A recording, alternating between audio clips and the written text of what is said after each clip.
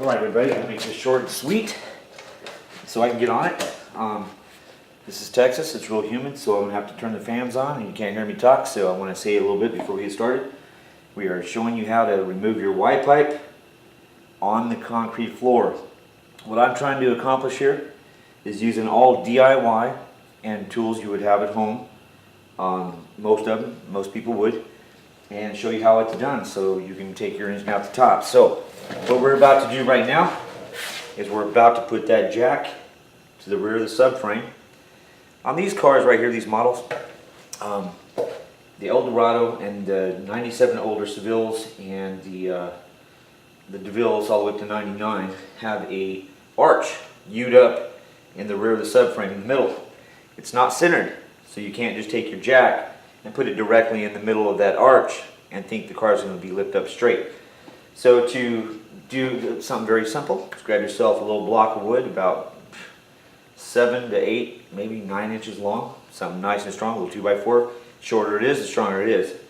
So I put that on the end of the jack, I put that into that U-shaped arch going up in the rear of these subframes so that the wood can balance out straight no matter where it's located, and the jack can move on that piece of wood to the center of the car so you can lift it up properly and it makes it a little bit more sturdy. So that's what we're going to do with the jack. We're just about ready to take the jack stands that we have right now. We have them in the second pocket up on the rear of the subframe where the bolts go. And in order to lower the subframe and whatnot, we're going to move these jack stands right now. We are going to grab 2 more and we're going to raise them up to put underneath the sled. What we call the body sled is like the body frame. So on each side of the car you have a little bit of a rib that comes down and all the way down the car, and that's like the strongest part of the car, the body part. So we're going to move the jack stands to the body sled. We're going to keep them about maybe 5 or 6 inches back from where it curves up so it doesn't move. Make sure we have chalk blocks from the very beginning to the end. We have them both in front and back of the tire. When you lift up a jack, such as a floor jack, the higher it goes, it begins to move backwards. So if it's stabilized, you can't move the jack, it's going to pop it out from underneath whatever you've got it held on. So we don't want the car moving forward and backwards when we're jacking up and putting it down. So if we have a chalk block behind the wheel, then letting the jack down keeps the car from rolling backwards. But pulling the car, raising the car, will pull it forward, so we have one in the front too, so that the jack moves on the concrete floor and not the car. So make sure you have it well chalked. So we're going to move. We're going to take the bottom part. Right now I know I did it quick, and I'll show you other aspects of the top later. But we took everything off the top that would have anything to do with removing the engine. So everything has been taken off and put in the trunk and stored on the shelf right here. And then the stuff in the trunk sitting on cardboard, so it's protected and it's not dirty. So we're going to, first thing we're going to do is raise the car up. We're going to put a second set of jack stands underneath the body sled at a particular height, and I'll show you that in just a minute. And then we're going to move these forward so that we can be low enough that this subframe will drop. Maximum of 3 inches. But we don't want to be less than that either. We want to have maximum room. So when we do that, we're going to have these jack stands up a little bit farther, just for general protection. If the jack was to lose a sill or something and it came down quick, and we don't have any bolts on the back of this, it would come down and it could possibly hit something, firewall, whatever, tear something up. So we don't want that to happen. The majority of all this stuff will keep the frame from hitting the floor, but it'll still go down too far. And the reason that we stick a 3-inch rule is the column on the other side. If you have to go lower than that or remove it, you have to disconnect the column. You want it to just come inside enough to disconnect and take the bolt out. What we're doing here, we don't want to do any of that extra stuff, so we're not going to do any of that. We're not going to be taking any of this stuff loose, any of the suspension. We're going to leave all this intact. We're just going to lower the subframe 3 inches to give us maximum room to the Y pipe. The Y pipe comes down to underneath the firewall and between the frame and kind of bends and goes back to the flange. It makes it almost impossible. Some models it is impossible to pull it out. The Y pipe being attached to the engine can actually almost come out of 2000 and newer DTS because it takes the you know, your crossbar is taken off of there, but it still can damage things, and you can't take it out of this car where you have that, you know, cross member actually in place permanently. So we've got to get rid of the Y pipe. How are we going to do that? We're going to disconnect the flange. We got 4 13mm nuts on the flange for the exhaust. We're going to first take those loose, and we're going to pop it backwards so it will come down. On this side of the car, we have a heat shield that covers the wires to the O2 sensor, and it's a number 10. It's got 4 10mm headed bolts that go into that. We're going to remove that and set that on the floor. It's got 2 cross members that are 13 on the older cars, like 96. I think they're 13, and then yeah, it's 13mm, and there's going to be 4 in each one, so a total of 8. So we want to make sure you have all the tools you need down here. We have a 13mm socket. We have an air ratchet. We have our impact wrenches to make things go rather quickly.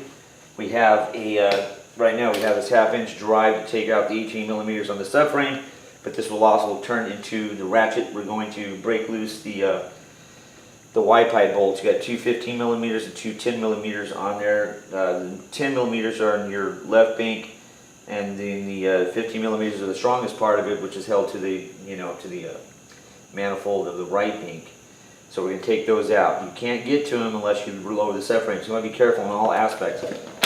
On these Cadillacs, some cars come with levelers for the expensive shocks. This one does. It's right here, and we're going to pop this loose. It's going to hang. We're going to show you the 2000. We're going to show you the Seville and all of this stuff and why it's different. On this one here, we have 2 bolts that hold the brace that's the engine to transaxle right here behind this, and we're going to only take the 2 bolts out of this on these years, on the Eldorado and 97 Seville and older, and all the Eldorados. Those 2 bolts going to come out of that. In the newer models, we take the bolts out of the engine part, and I'll explain that later in other videos.